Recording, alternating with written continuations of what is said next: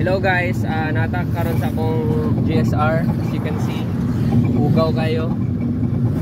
Karon natay mga himuon, i-drop na to ang jack stands na gihulman ako kay Chris. Shout out kay Chris, thank you sa pagpaulam for almost 6 months. Karon na ako mauli. Thank you Chris. And i-drop na to ni siya dito sa coffee shop nila Potpot, diri ra dool sa C3. Dayon after na ako issue sa akong duwa ka front tires left ug right. Kaya every time mabiyaan ako for a week, mo deflate siya. So ipa-check na to ni siya karon.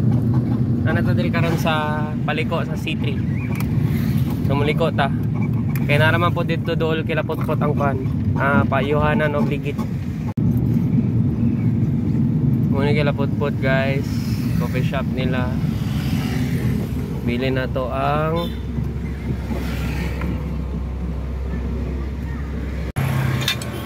yan jack stands guys. Bili na to dire.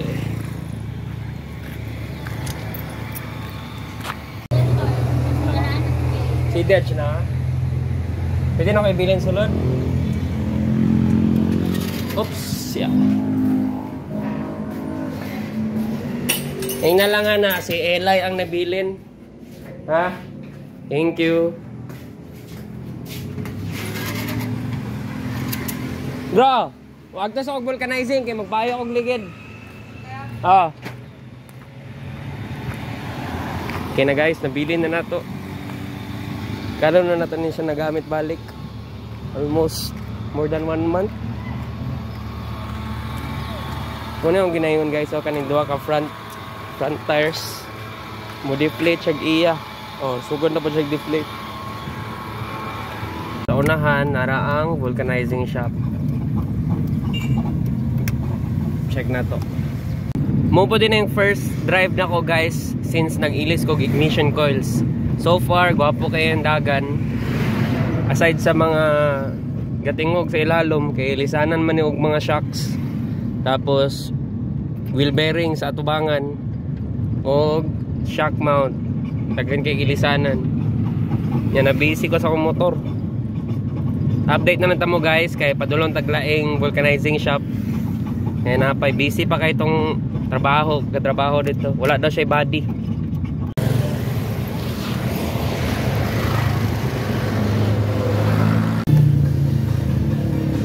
Nata diri sa SMS vulcanizing shop. Gina-check na niya. Ha? Unsa man? Dili na lustre rin.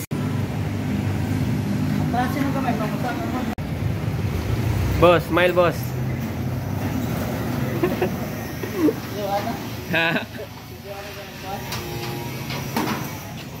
Paminaw kita na ko na boss kay wala siya leak pero ang gilid sa rims ba.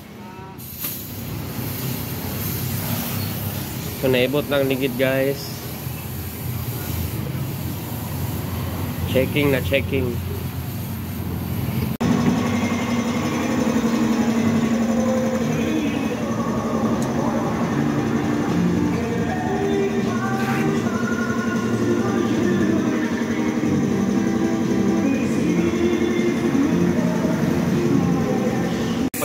Bungin daw tubig. Naday buslot guys. Kumayay. Guys. Tingnan boss, naay buslot. Duda na napot tong isa. Isa ra jud ang buslot boss? Isa ra jud. At least nakita na to. Gamay kay ba? Hindi wala kasawa? Ha? Dili ka vlog ko ba YouTube? Ha? Apil vlog ani? Apil ka na. Dili na namon ni i-bulkit guys, i-sealant na lang daw namon ni. Mas barato naman ang sealant. Isa ra man ka nakasilan na kailangan.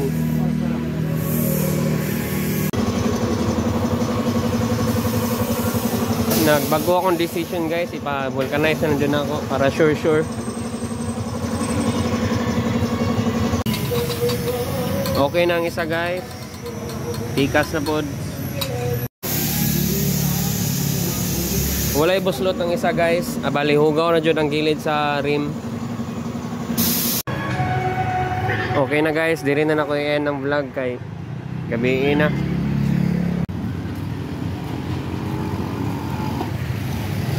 May automatic. Yung